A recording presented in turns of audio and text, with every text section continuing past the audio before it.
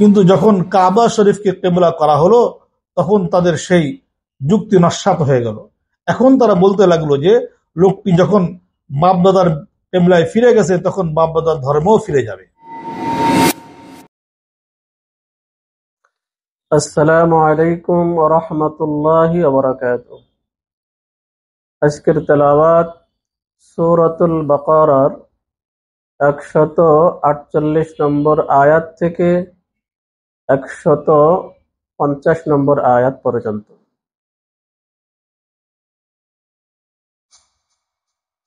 আউযু বিল্লাহি মিনাশ শাইতানির রাজীম।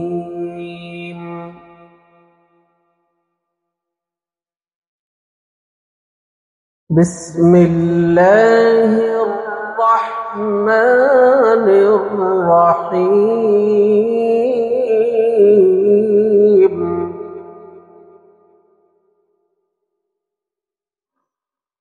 ولكل وجهة هو موليها فاستبقوا الخيرات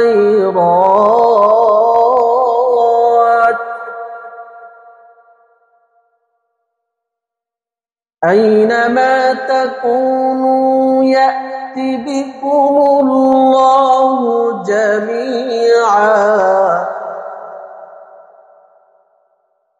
إن الله على كل شيء قدير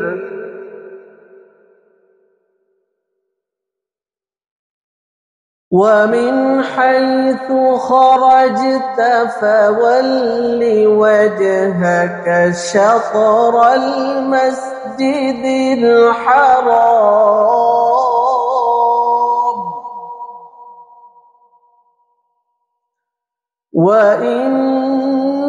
وإنه للحق من ربك وما الله بغافل عما تعملون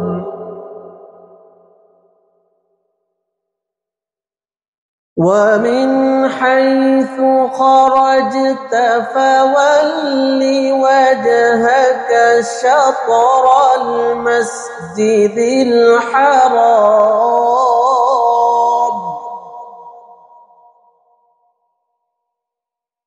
وحيث ما كنتم فولوا وجوهكم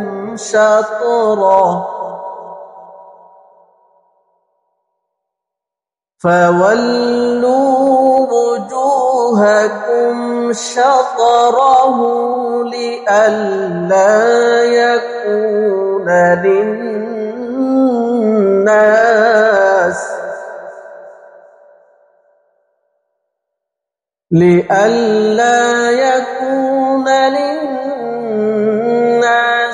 عليكم حجة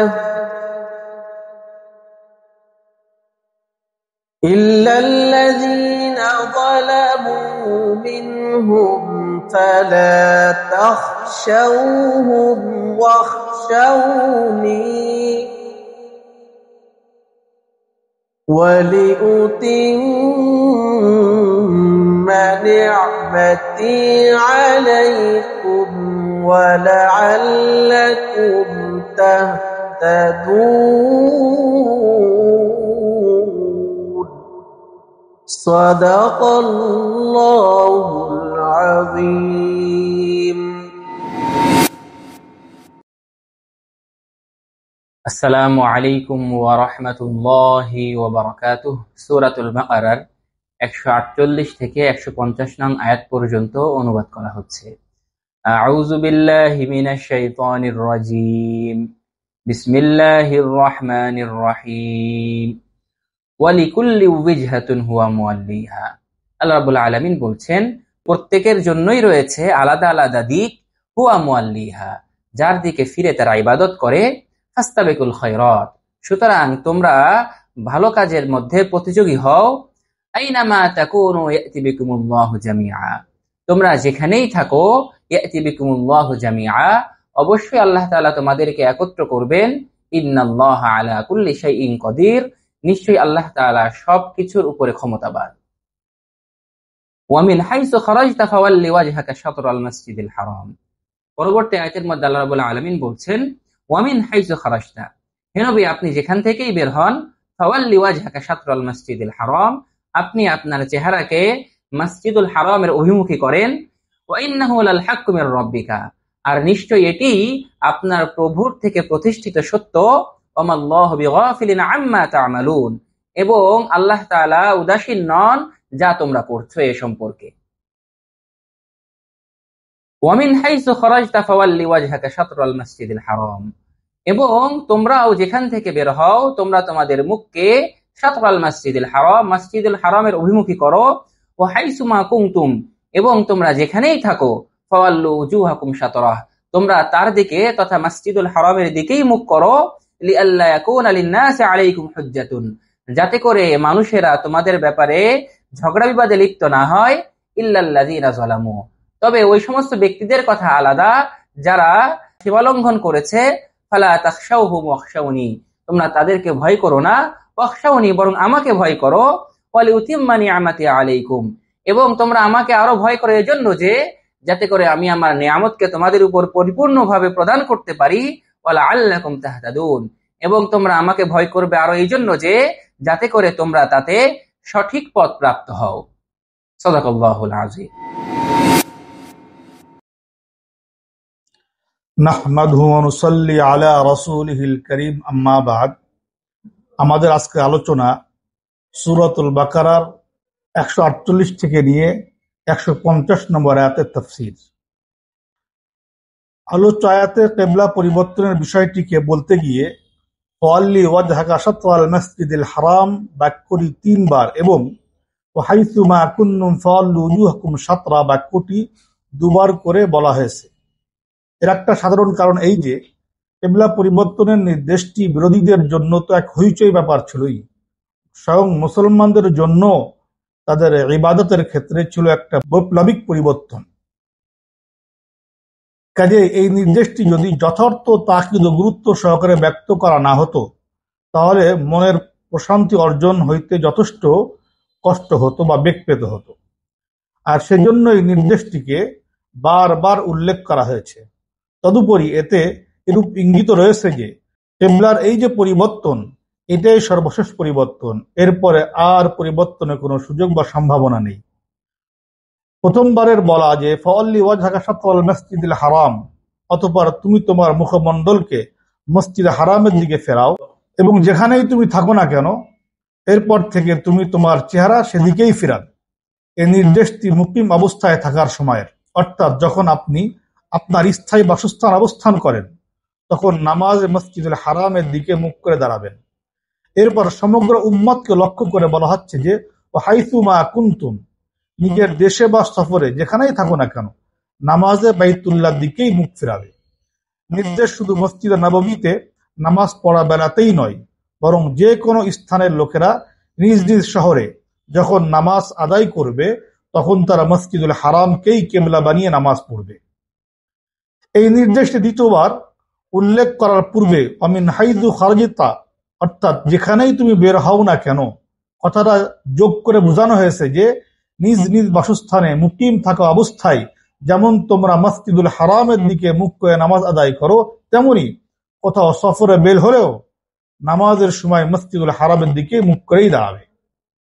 তৃতীয়বারের উল্লেখের যুক্তি বর্ণনায়ও বলা হয়েছে যে বিরোধীরা যাতে এ কথা বলতে না পারে যে তাওরাত এবং ইনজিলে তো বলা হয়েছিল যে তাওরাত এবং ইনজিলে উল্লেখিত নির্দেশসমূহের মধ্যে আখির জামানার প্রতিশ্রুত নবীর কিবলা মসজিদুল হারাম হওয়ার কথা, কিন্তু এই রাসূল সাল্লাল্লাহু আলাইহি সাল্লাম কাবার পরিবর্তে বাইতুল মুকাদ্দাসে কেন কিবলা বানিয়েছেন?